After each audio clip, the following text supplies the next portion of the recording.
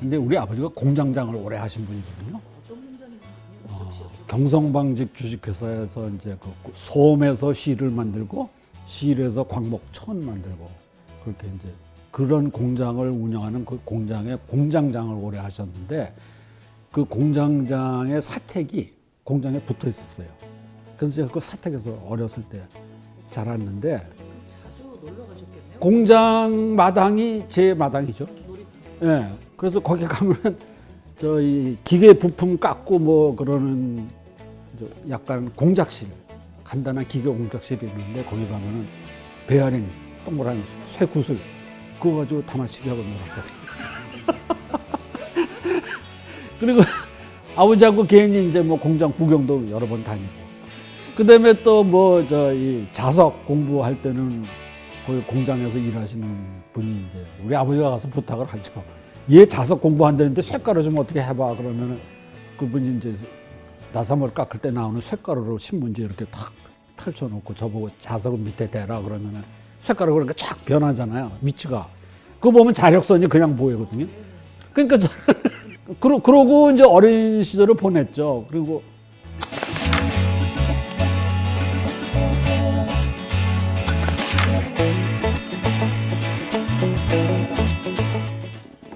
그때 제가 전기과를 갔는데 잘 모르고 갔죠. 뭐 전기과 가서 가르치는 게 물리하고 비슷할 것 같다 그래서 갔는데 가보니까 1학년은 이제 뭐 물리, 화학, 수학, 일반 물리, 일반 화학, 뭐 수학 뭐 그런 거 배우고 그다음에 2학년 가니까 전기공학 기초를 가르치는데 그거는 상당히 좀 물리, 수학 그런 거예요.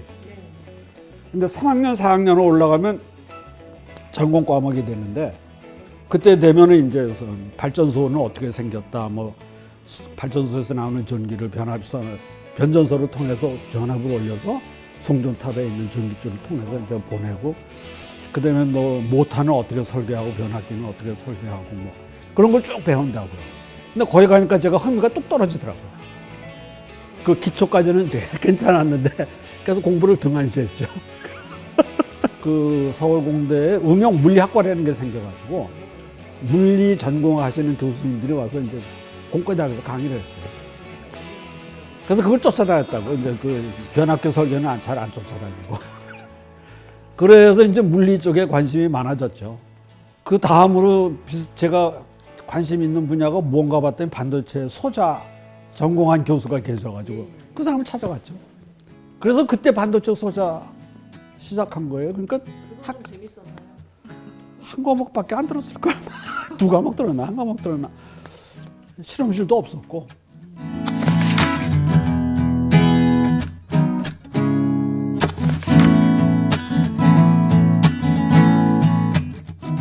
그 페어차일드라는 회사는 원래 비행기에서 사용하는 카메라, 특수 카메라를 만드는 그리고 이제 뭐 측정 장비 그런 걸 만드는 그런 회사라 원래 이름이 Fairchild Camera and Instrument Incorporated 그 회사예요.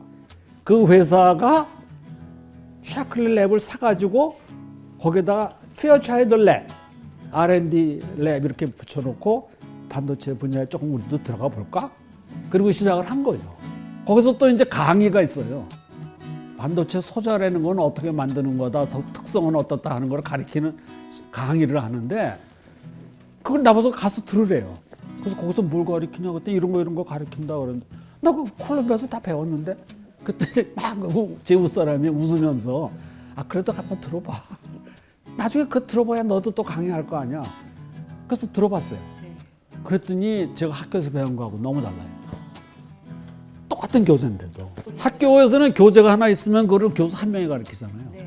여긴 챕터 1 가르치는 사람은 챕터 1 전문가, 챕터 2 가르치는 사람은 챕터 2 전문가.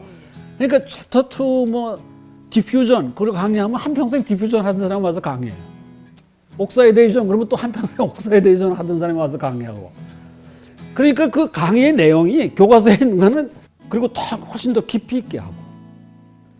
그래서 그런 사람 강의를 듣고 그 도서관에 있는 그 옛날 그 초창기 그 연구 결과 보고서를 보고 그러니까 아무것도 모르는 상태에서 뭘 하나씩 찾아가는 일은 이렇게 하는 거구나.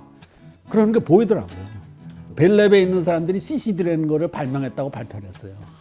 그래서 제가 취직했을 때 그게 한 6개월 후인가 그래요. 그랬더니 페어차일드에서 야, 그 요새 CCD라는 거 나왔다는데 그거 벨랩에서 뭐라고 떠드는데 그 사람들 얘기가 정말인지 거짓말인지 네가 한번 해보라고. CCD가 정말 된다면 이거 가지고 뭐 해야 되느냐. 그러더니 이미지 센서 만들어야 된다. 근데 그때 CCD가 동작한다는 거 보여준 사람은 저밖에 없거든요. 페어차일드 안에. 그러니까 당연히 나보고 네가 해라. 그래서 그렇게 해서 했죠. CCD 연구 저 혼자 했죠. 근데 그렇게 되니까 뭐 테크니션 한 사람 뭐 도와줄 사람 뭐 붙여주고 그래서 조금 뭐가 되니까 그냥 뭐 제조 과정 도와주는 사람 또 한 사람 뭐 붙여주고 그래서 실리콘이 산소하고 결합을 하면은 SiO2라는 산화막이 생기는데 예, 그게 유리예요. 그런데 그래서 실리콘 크리스탈이 있을 때 그거를 산화를 시키면 그 위에 얇은 유리막이 생겨요. 이게 절연체예요. 거기다 구멍을 뚫고 뭐 어쩌고 해가서 금속 붙이고 그러면 이제 트랜지스터 소자가 반도체 소자가 된다고요. 그러니까 반도체 소자라는 거는 반도체하고 절연체하고 도체를 적당히 적절한 위치에 갖다 붙이면은 그게 되는 건데 근데 CCD라는 거는 산화막 반도체 위에 산화막이 있고 그 위에 전극이 이렇게 나란히 쫙 붙은 거거든요. 그러니까 그 갭 전극과 그 전극 사이가 컨트롤을 못하면 이놈의 동작을 하다 안 하다 그런다. 그거를 제가 이제 깨달아가지고 아 거기다 뭘 씌우자. 그래서 언더 오브 더 폴리라는 걸 씌웠어요. 예를 들면 그건 이제 너무 전문적으로 가니까 그때 샥 돼요. 또 막을 씌웠다는 거죠. 예, 그러니까 유명해졌죠. 과학자는 자연에 대한 진리를만 찾으면 만족해야 한다.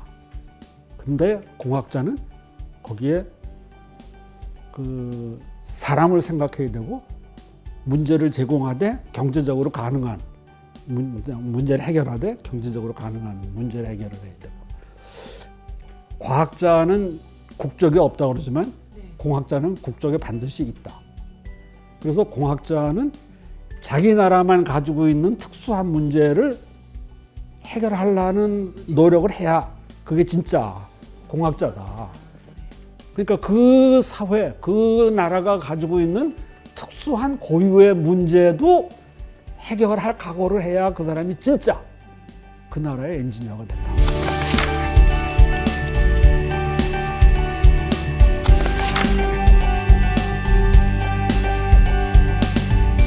의미 있게 제가 한 활동 중에 의미 있다고 생각하는 게 와서 제가 3년인가 지난 다음에 전자공학회 주최로 반도체 강의를 단기 강좌를 만들었어요.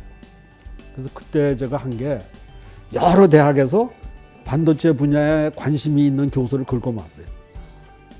그래서 서울대학 교수도 뭐 고려대학 교수, 뭐 한양대학 교수, 뭐 이런 교수 그래가지고 그 사람 또 전공 분야가 있을 거 아니에요. 그 사람 전공 분야를 살리고 뭐 그래가지고 이제 그 반도체 분야에 대한 그 숏 코스를 만들어서 그래가지고 그거를 만들어가지고 그 이제 그 교수들 팀이 이제 강좌 팀이 된 거죠. 강의 교수 팀. 그래가지고 이제 그 교수 팀이 만나가지고 이제 뭐 가르칠까, 뭐 어떻게 가르칠까, 뭐 이 얘기도 하고. 그래가지고 이걸 돌아다니면서 강의를 했어요. 금년에는 한양대학 가서 하고, 그 내년에는 뭐 경북대학 가서 하고, 그리고 그걸 몇 년을 했어요. 그게 이제 반도체 소자에 대한 강의였었는데, 그 전까지는 전자공학과에서 반도체 물리를 가르쳤지, 반도체 소자를 못 가르쳤다고요. 아, 그래서 반도체 소자는 뭘 가르쳐야 되는가 하는 거를 교수들이 다 알게 됐어요.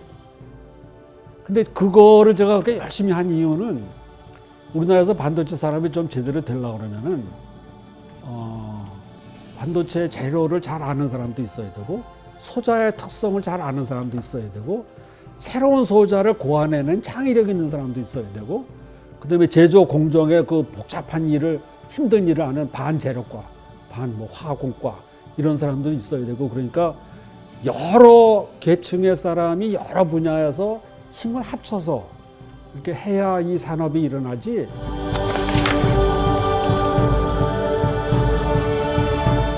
제가 학교에서 학생들한테 가장 강조하는 게 예습을 하라. 근데 그 예습을 하라는 걸 막 강조하면서 뭐라고 얘기하냐 하면은 비가 온다는 일기예보를 듣고 우산 안 가지고 집에서 나오는 바보도 있느냐? 내일 학교에서 강의가 있는 거 알고 예습 안 하는 바보도 있느냐? 예습을 꼭 해라. 그리고 예습을 하고 강의 듣는 거하고 예습을 안 하고 강의 듣는 거하고 천양지 차이가 있다. 인생도 앞으로 세상이 어떻게 될 거다. 거기에 대해서 나는 어떻게 살아야 된다 하는 거를 이제 조금 확실치 않더라도 생각해 보고 예습을 하고 사는 사람하고 그냥 막연히 뭐 오늘 출근했다, 오늘 퇴근했다 그러는 사람하고는 다르잖아요. 그래서 꼭 예습을 하라 그러고 이제 많이 주장을 하죠.